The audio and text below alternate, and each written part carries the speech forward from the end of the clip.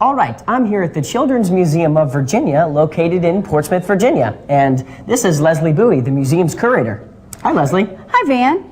I understand you want to learn about sounds. Yeah, I want to learn about how sound works, and especially how sound travels. Well, let's have a look at some of our exhibits and get the answers to those questions. Okay.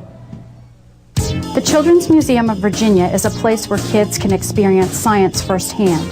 Here they can feel it, touch it, explore it, learn it. Let's first consider how sound is produced. When sounds travel, we actually are hearing how the vibrations affect the air molecules. A way I can demonstrate this is with the slinky. Van, hold the other end, please.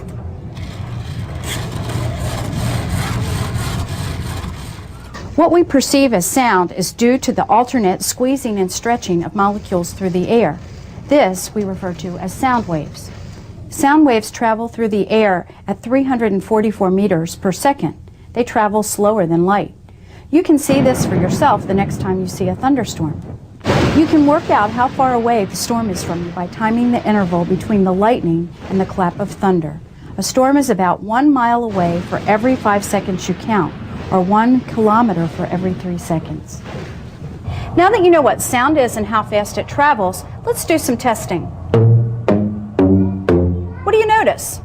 The longer the tube, the lower the pitch. Well, sure. The air molecules in the long tube vibrate more slowly, producing a lower sound.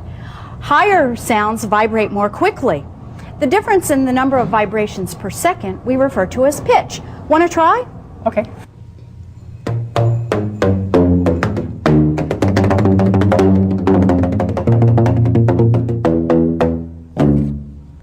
Cool.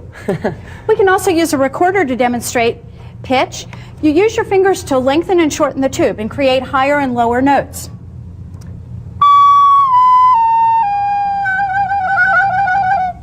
Well, that's great, but how do you make it louder?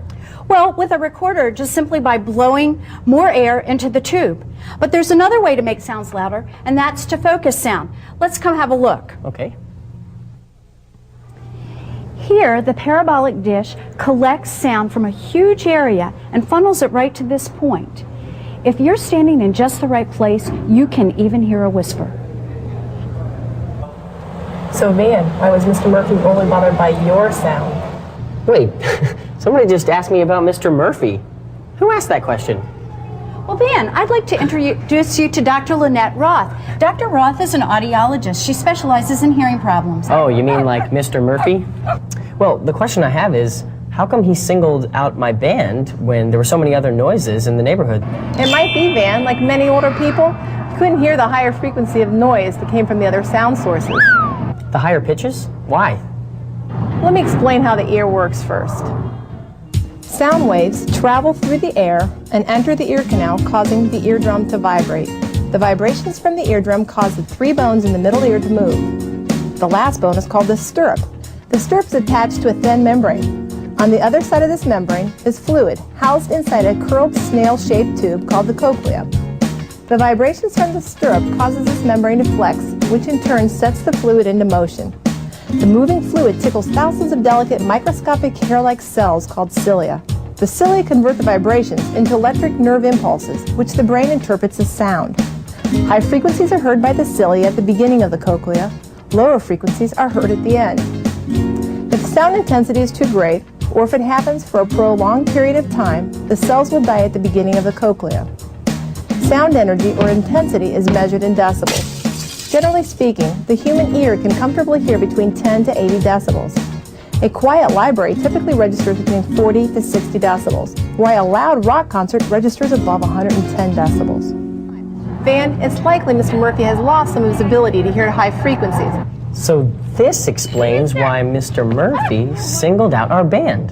Yes, Van, but I'm more concerned about the ear safety of young people, and in particular the noodles. Be careful how loud you practice your music, not for Mr. Murphy's comfort, but for your safety as well. You bet. Dr. Roth, Mrs. Bowie, thanks for letting me come over to the Children's Museum of Virginia to learn about sound and how the ear works. Okay, I now have a better understanding of the science of sound and how people hear, but how do I control the amount of sound coming from my garage?